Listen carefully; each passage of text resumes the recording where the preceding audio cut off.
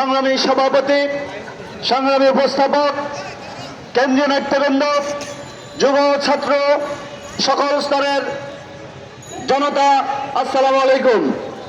সংগ্রামী সাথী বন্ধুরা, অত্যন্ত দুঃখজনক, লজ্জাজনক ঘটনা, যেই অভ্যুত্থানের মধ্য দিয়ে, যেই রক্ত দান এবং বলিদানের মধ্য দিয়ে একটি সরকার প্রতিষ্ঠিত হয়েছে, সেই সরকারের একজন স্বরাষ্ট্রমন্ত্রী রয়েছেন।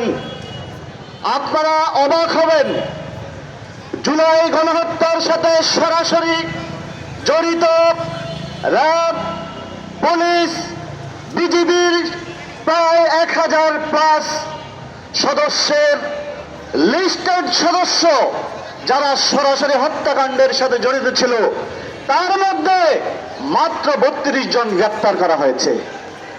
আরো বিস্ময়কর বিষয়, হাজার হাজার আওয়ামী ডাকাত যারা রাইফেল উঠিয়ে, যারা শটগান উঠিয়ে চাপাতি দিয়ে বিপ্লবীদেরকে রাজপথে রক্তাক্ত করেছে, হত্যা করেছে, সেই লিস্টে 100 আওয়ামী লীগও গ্রেপ্তার হয় নাই।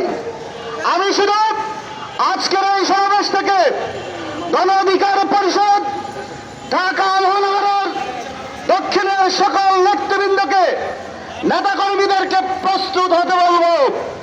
যদি সরকার, এই সরকার বিপ্লবীদের অবদান, তারা যদি এই বিচার করতে ব্যর্থ হয়, গণ অধিকার পরিষদ শেখ হাসিনার বুলেটের সামনে মাথা উঁচু করে ধরে তার কামানের গোলার বিরুদ্ধে দাঁড়িয়ে নেতৃত্ব দিয়ে তাকে তার দাদার বাড়ি দিল্লিতে পালিয়ে যেতে বাধ্য করেছে।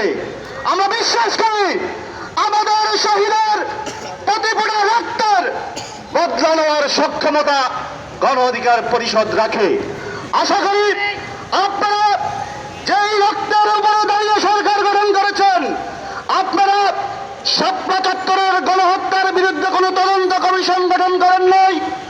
আপনারা বিডিআরের হত্যার পরে অনেক গরিবসির পরে তদন্ত কমিশন গঠন করেছেন।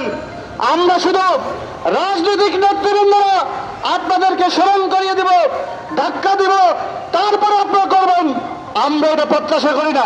অনতিবিলম্বে সকল হত্যাকাণ্ডের সুষ্ঠু বিচার সম্পন্ন করবার জন্য তড়িৎ ব্যবস্থা নেওয়ার উদাত্ত আহ্বান জানিয়ে আমি আবার বক্তব্য শেষ করছি। আসসালামু আলাইকুম।